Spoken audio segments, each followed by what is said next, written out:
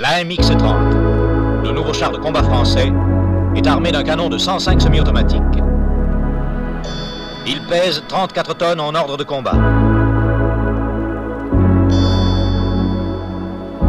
Mesure seulement 2,27 m de haut et est destiné à remplacer le char Patton dans les unités de cavalerie blindée françaises. Il est servi par un équipage de 4 hommes, chef de char, pilote, tireur, radiochargeur.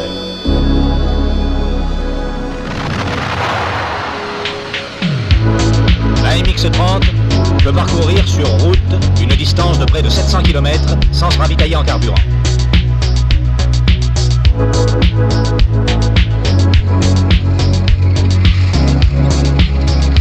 Héritier des chars AMX de 13 tonnes, en service à plusieurs milliers d'exemplaires tant en France qu'à l'étranger, il est le fruit de la longue expérience acquise par l'atelier de construction d'Issy-les-Moulineaux dans le développement du char de bataille. Son étude a conduit successivement à la réalisation d'un char de 50 tonnes et de plusieurs prototypes. Prototype 1, prototype 2. La construction de la MX-30 est prise en charge par les établissements de la Direction des études et fabrication d'armement.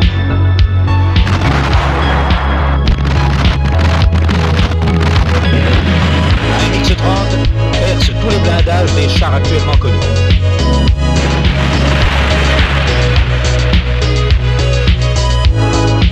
Perfore la plaque dite NATO, plaque de 152 mm d'épaisseur, inclinée à 64 degrés sur la verticale. Transperce à toute distance, à incidence normale, une plaque de blindage de 380 mm d'épaisseur. Cette puissance de perforation est obtenue grâce à un projectile à charge creuse stabilisée, tiré à une vitesse initiale de 1000 mètres par seconde. La charge creuse est fixée à l'intérieur du corps du projectile par l'intermédiaire de roulements à billes. Elle reste presque immobile pendant la rotation du projectile. La charge creuse conserve ainsi tout son pouvoir perforant.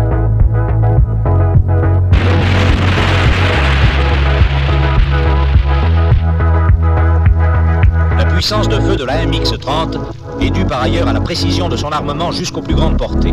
Cette performance est obtenue, entre autres, grâce à une conduite de tir qui réunit les derniers perfectionnements de la technique.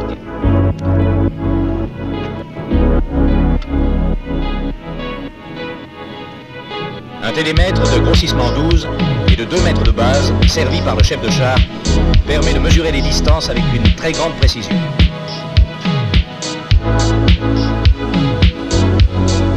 Celles-ci sont converties automatiquement en hausse. Et, en fonction de la munition choisie, la hausse s'affiche de même automatiquement dans la lunette du tireur. Le compartiment de combat est spacieux, confortable et bien organisé.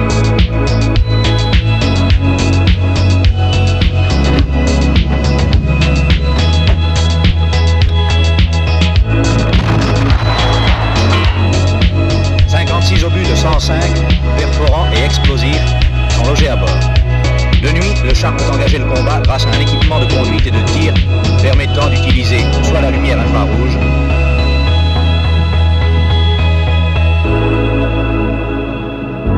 soit la lumière blanche.